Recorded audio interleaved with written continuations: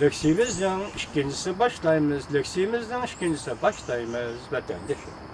Şangan okuvcular hareketinin daisi Huang Jiping koçada hücumga uçurdu. Bu iş kişilerinin dikkatini kozgadı mavzulu haber 6. ayının 29. günü Amerika avazının Xitay tel programımızda ilan kılındı. Haber mundaq başlandı. Şangan okuvcular hareketinin daisi Huang Jiping 6. ayının 28. günü yerim keçide Wangjiao rayonunda koçudan ötüp ketiyotganda hücumga uçurdu. Onun kız dostumu yaralandı.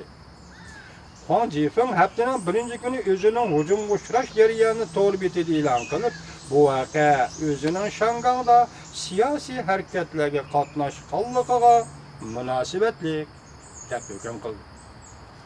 Huang Jiping to'liq betiga qo'ygan suratlardan qaraganda, uning sol taraf yuzi qon shiri, ko'z chaniqi yaralanib, qon deg'i turibdi. Huang Jiping bundaq ko'rsatdi. U kız dostu bilan kino ko'rib qaytib, Wangjiao yarasi yo'liga tushib, poyezdga chiqib uyga qaytmoqchi bo'lganda, 20 yoshli bir er kishining tuyuqsiz hujumiga uchragan. Huang Jipingning kız do'sti ajratmoqchi bo'lganda, u o'xshashla tayoq yegan va tipga uchragan. Urg'uchi u qizni cho'chidan tutib, yerda so'rgan, keyin qochib ketgan. Huang Jiping ve onun kız dostu doktorxonaga borgan ve saqchiga ma'lum qildi.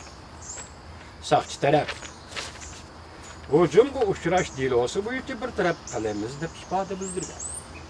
Ertagan soat 10da saqchidan uyga qaytgan Huang Jiping o'quvchilar fikr haqimidagi hamrohlarining yordamiga rahmat aytdi.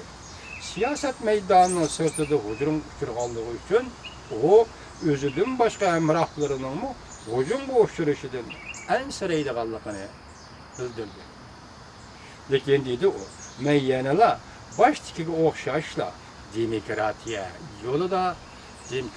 uchun kurash qilish yo'lida mangan.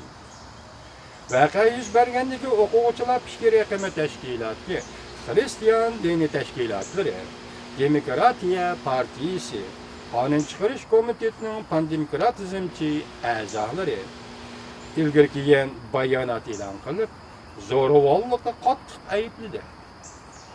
Saqchi tarafning bu deloni tez tekshirib, tez betaraf qilishini talab qildi. 2012 davlat tarbiyasi, ya'ni mingyush siyosati qarshi harakatga qatnashgan Huang Jiping o'tgan yil 10-oyda kunlik rangli namoyish qatnashib, Amerikada Zaman jurnalining birinchi betiga surti chaplangan va shu yil 11-oyda Huang Jiping dunyodagi tangdor kishilar qatoridagi bir kishi qilib baholangan. Masala shu yerdiki, Xitoy hukumati sol qo'yinglar vatandoshim, Shangan xalqini zo'ravonlik yo'liga minib, zo'ravonlik yo'li bilan ish hal qilishga majburlamdi yoki Xitoy hukumati Shanganning fikr talablariga quloq solib, Shanganda xalq o'ttirib qo'yayotgan talablarni tinch yo'l bilan hal qilamdi. 2016-yil, 2017-yil Shanganda ma'muriyat saylan bo'ldi.